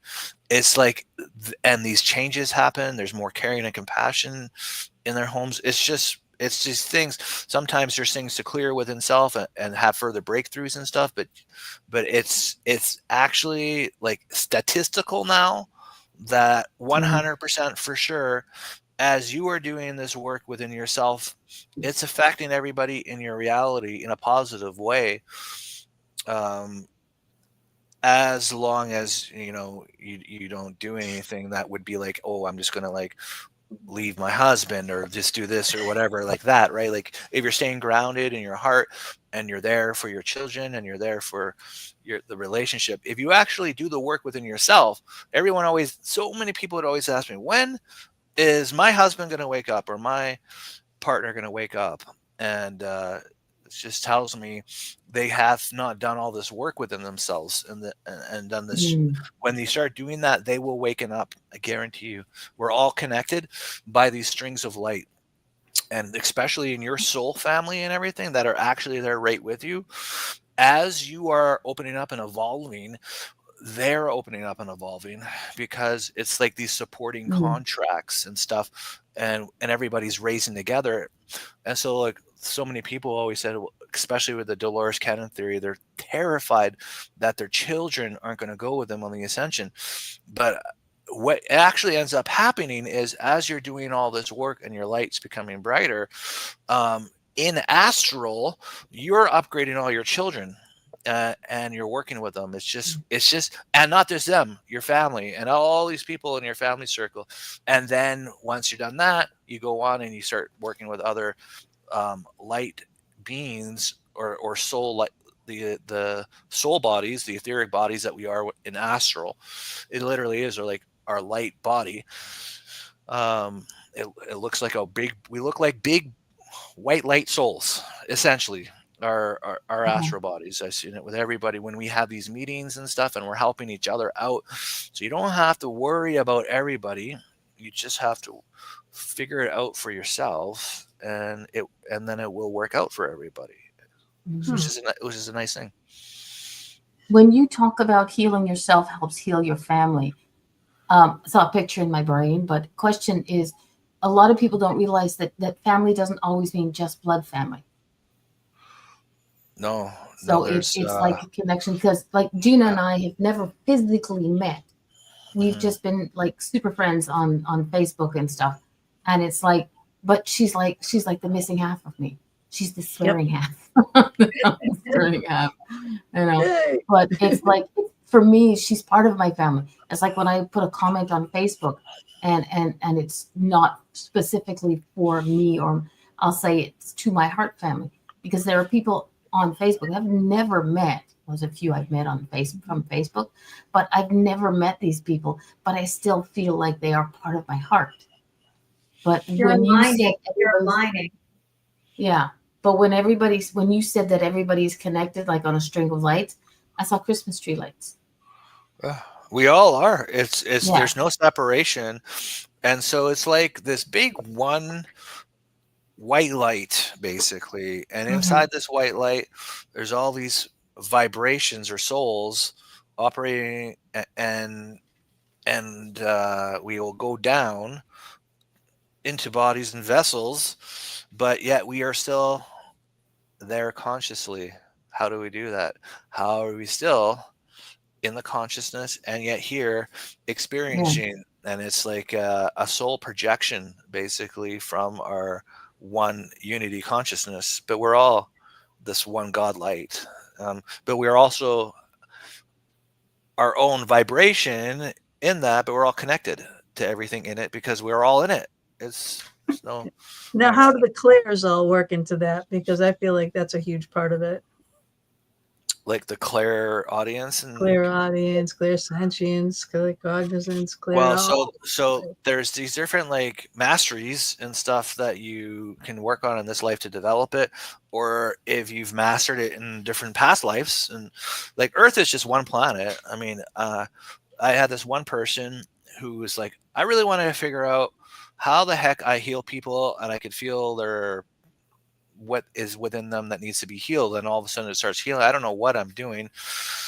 So I just asked their teams to, show me a past life that's related to this. And because there's always, if he doesn't know now, then he hasn't mastered it in this life. That's for fact. So it has to be past life.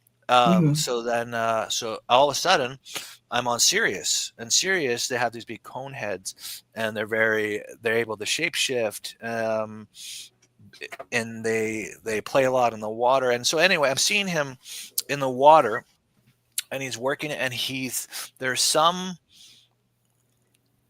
Now, he never told me in the beginning what his gift was. So he never told me what his gift was. He just wanted to know what his gifts were. So I'm seeing him in a Syrian healing another animal in the ocean by what was called consciousness mending. So when one consciousness goes to the other consciousness, it can mend and heal what is within this consciousness. So the two become one, and then it's like this healing. And then when it's healed, it goes off. And I was seeing him doing this with all these different even beings and stuff, and they termed it consciousness mending. And I never heard that term before, but and so I'm explaining it to it, and then he said, but he was saying, this is the craziest thing, because this is what happens when I'm doing sessions with people. It's like I can feel where the trauma or the pain is inside their body, and I just start healing it within myself, and then it starts healing it within them.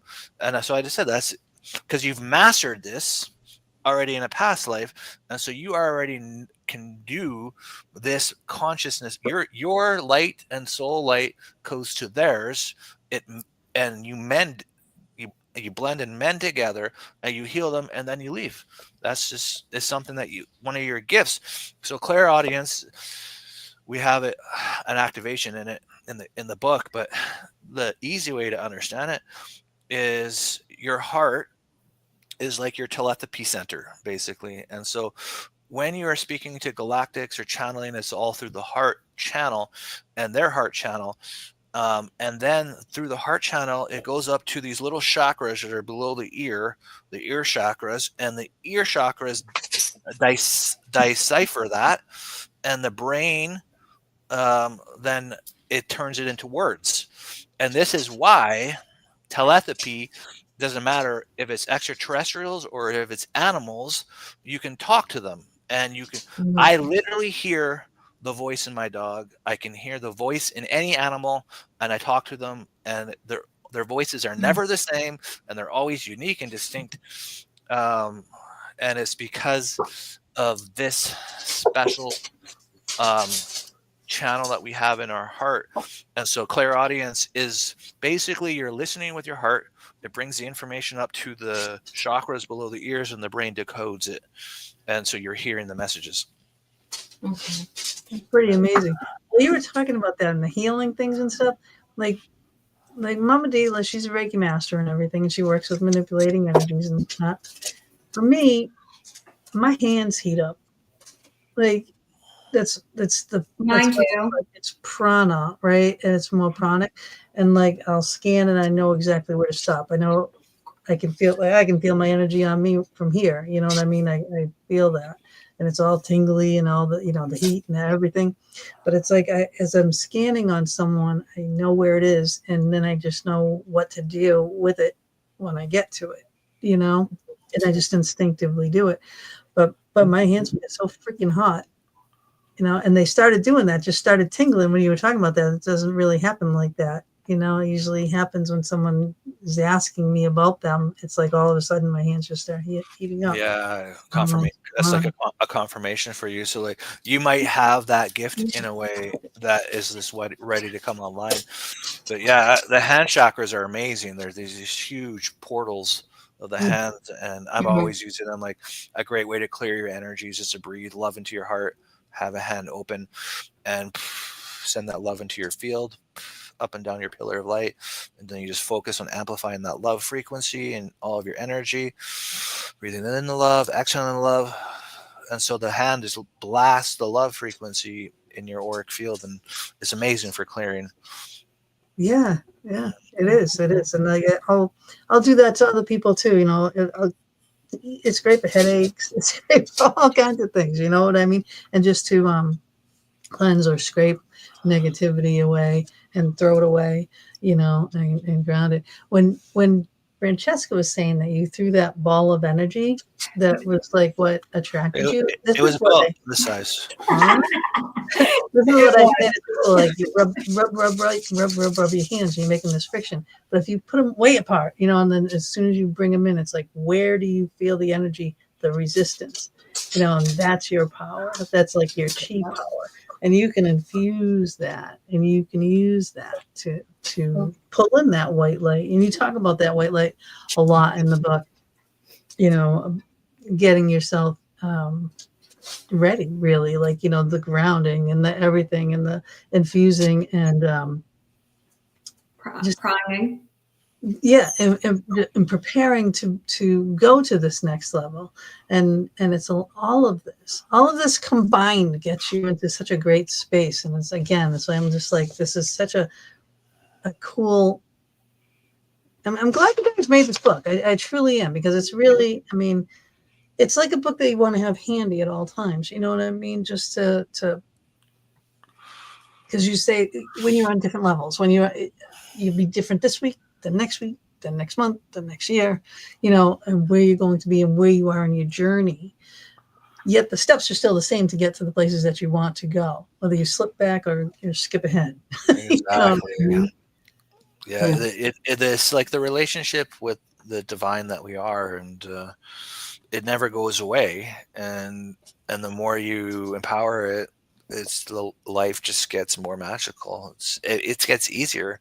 Like channeling, I know we're talking about it, but like I never grew up channeling. I've only been channeling for like 5 years only. That's it. One day my guides gave me a dream I was going to become a channel, and then I didn't know how. I self-learned and I figured it all out. And I shouldn't say self-learned. I was really taught by the guide teams. But the life without channeling, I don't know. It would be so much different. It's like not having guides, not connecting. Like you can't undo them. It just gets rid of like that we're alone and that life. But we have to go through this by ourselves, when you can call on the angels, you can call on them, for help when you need it, but you can call on them just to talk to them. You can call on Mother, Father, God just to talk to them, or if you like Krishna or Christ or Buddha, you just call on them. You just the awareness they have is just so ridiculous that they travel through the awareness. So when someone is calling upon them, they're traveling through the awareness of that call and becoming aware, and next thing you know, they will present themselves in some way. They'll be connected to you and stuff. So I think they know that you're going to connect with them before you know. Yep. Well, certainly there's that. There's the awareness they have is mind blowing. It's just. And they give you amazing energy. Like you can't forget that. Like every time I channel a different energy, a different being or energy, it's a different feeling, and it just brings so much diversity and funness in your day, which is the most amazing thing. And I'd love to feel your energy. What? So I'd love to feel your energy. I'll send you some right now. You can probably feel it long distance. So I'll do my quantum energy. I don't know. People, chills in the legs. People like my energy because I think I'm very like childlike and I have fun all the time. Like I just want to have fun like every second. Right. I think I need that. Mama does like that. I can feel you. I can feel both of your energy. You guys are such amazing, great, good-hearted people, and you definitely radiate that. I can definitely see, feel, sense, and Mama D has a lot of fairies around her, and you have a lot of angelics. Like I see it, like you're surrounded, both of you. Like you definitely have lots of elemental energy. Mama D and Gina, definitely the angelics, and I'm seeing a lot of galactic energy too around you, Gina. That's awesome.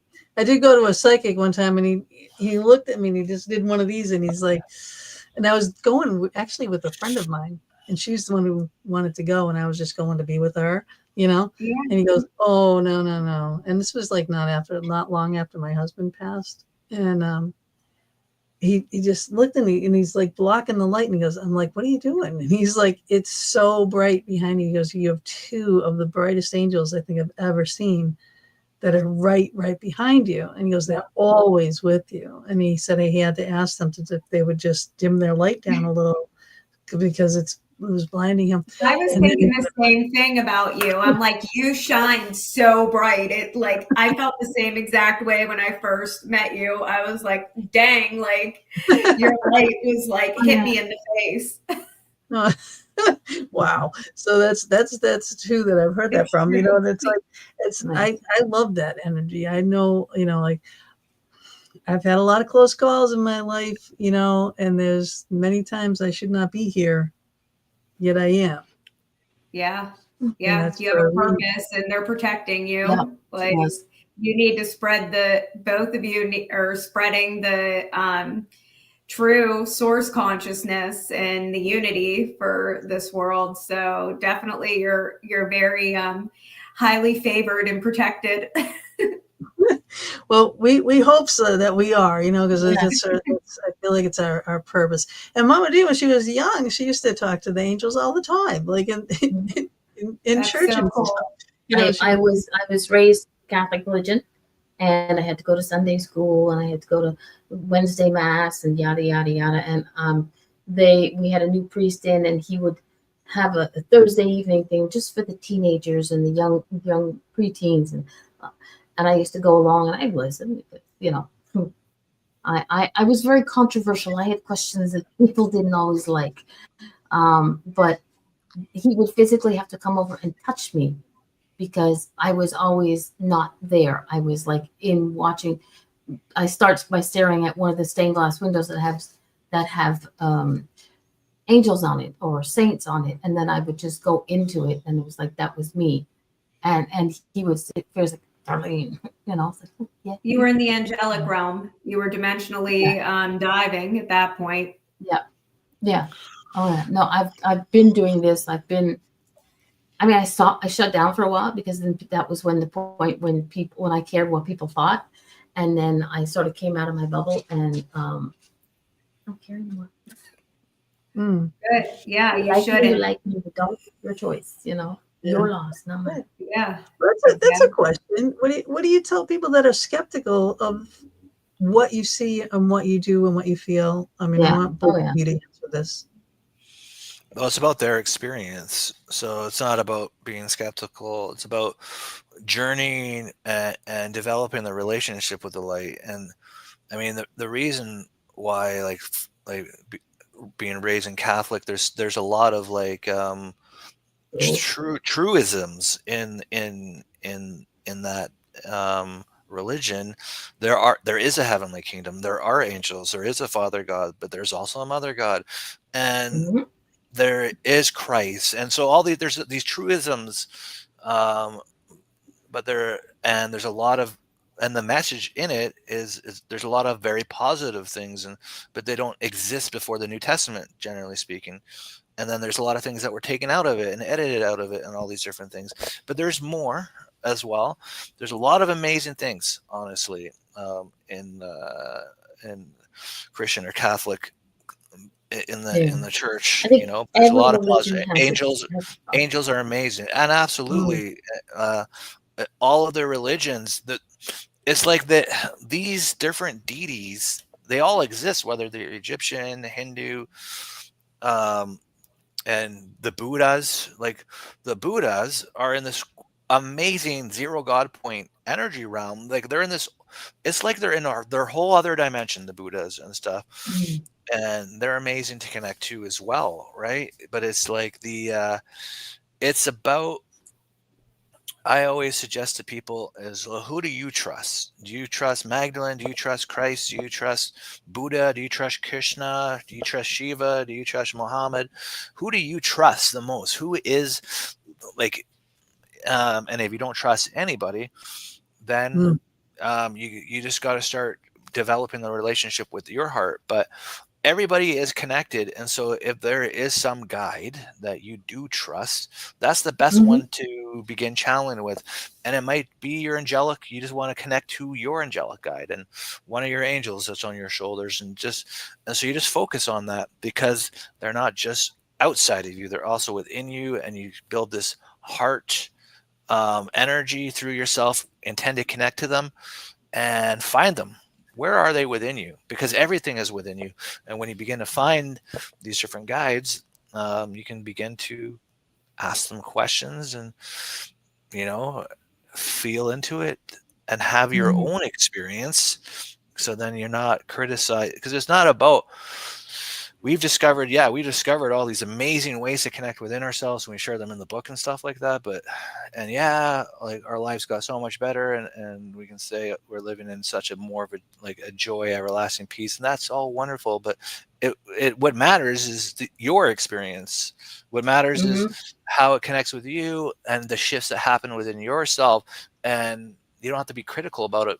It's a journey, and you just discover it within yourself. And then as these things start going through within yourself, your outer reality just naturally shifts. As you shift within, you shift without. It's really the way that our realities work. And so the more that we are doing these, having our own inner experiences, then things get better on the outside world as well.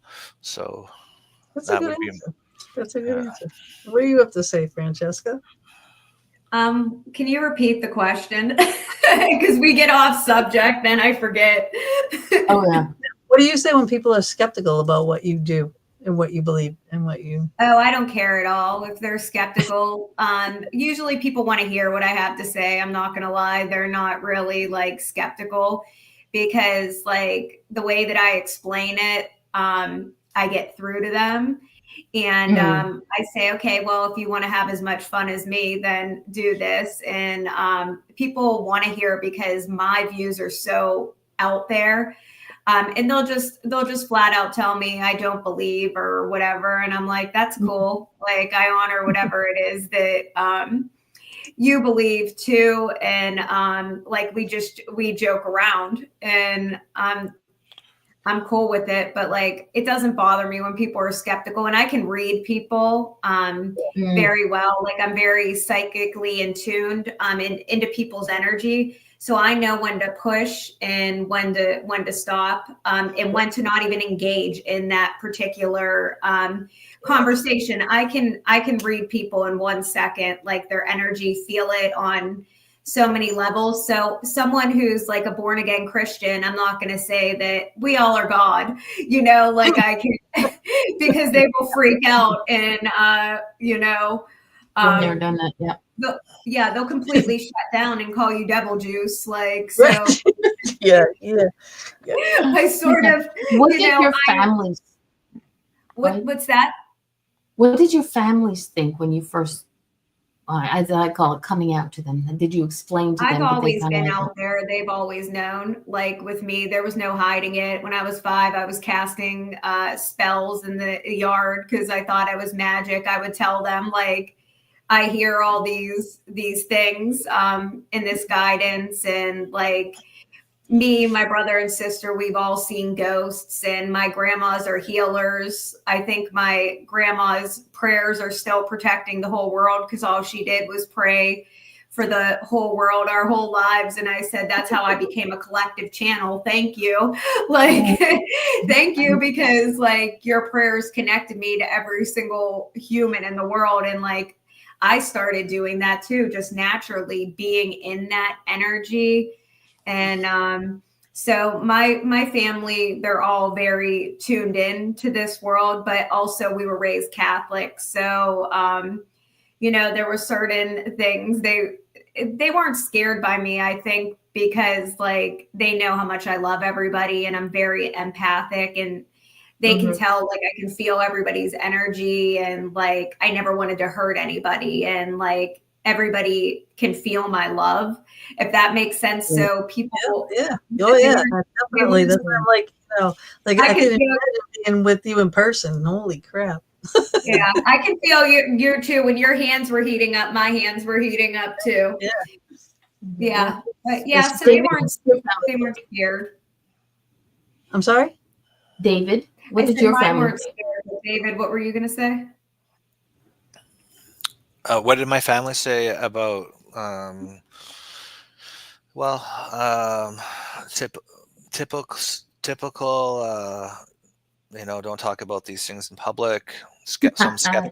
skepticism, and so I would just sort of feel the comfort zone and gauge it.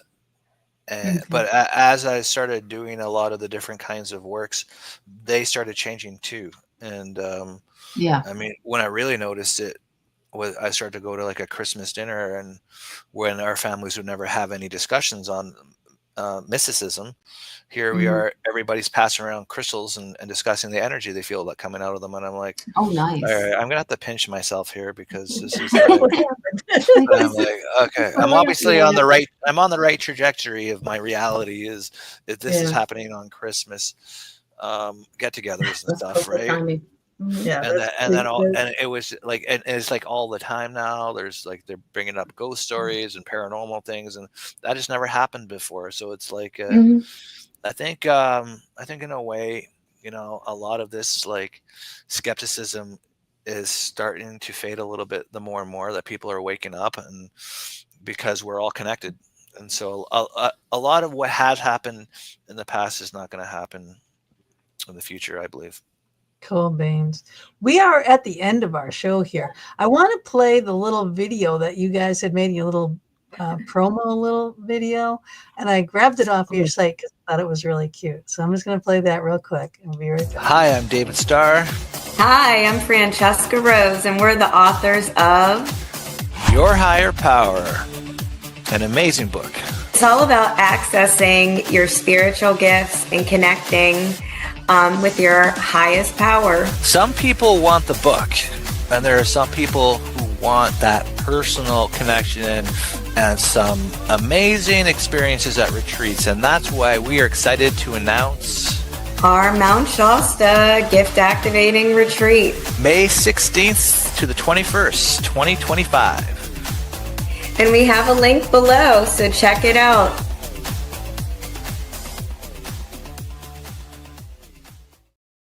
So I don't have the link Oh, below. I love it.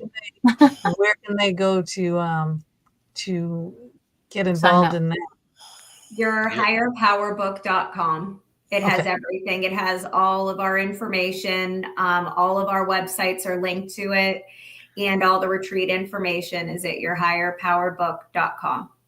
We can That would only be handle like maybe two more amazing. spots. We're almost actually sold out before we're even promoting it, because it's like, Wow. but there is still a couple spots left, but not for long. Well, then hurry up. Yeah, Because, you know, People. we have some amazing things planned. Mount Shasta is such a special place on this planet. it is, yeah, very energetic. Okay. Yes, yes. I have a Oh, have you Lumerian been there crystal. before? What do you have on? A Lumerian crystal. Oh, A beautiful. Lumerian quartz crystal from Shasta.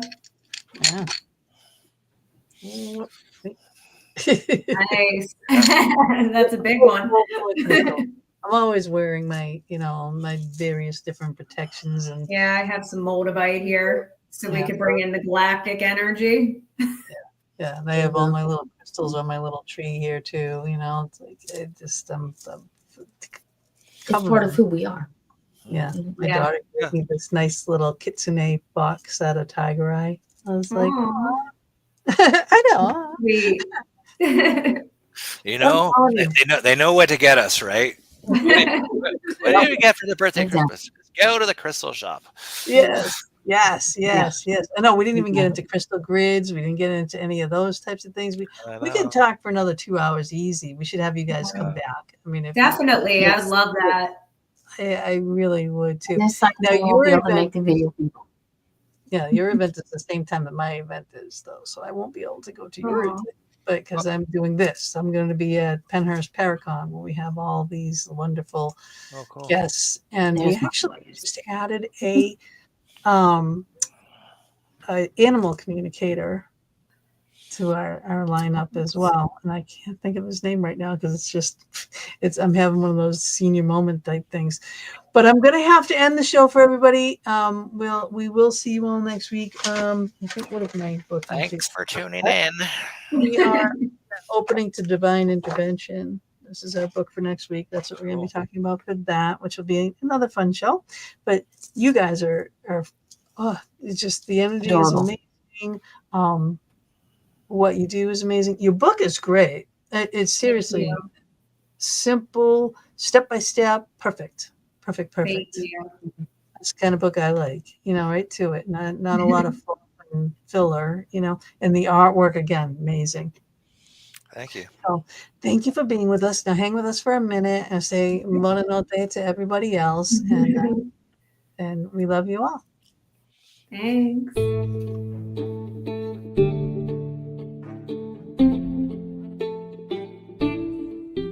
Thank you so much for joining us for another episode of the Fox Den with Gina B and Mama D. We are here every Thursday evening from 8 to 10 p.m. Eastern Standard Time, bringing you a variety of guests or our own intuitive oracle card reading shows. We are streaming live on Facebook on my personal page and our YouTube channel, The Fox Den with Gina B and Mama D, on Mama D's YouTube channel, Angel Meadows, as well as our audio-only venues. We hope you enjoyed our show and our guest or your reading, and we would love it if you would go to our YouTube channel, The Fox Den with Gina B and Mama D, subscribe, share, and definitely hit that notification button to never miss a show. We'll see you all next week, and subscribers, watch for our pop-up shows as well.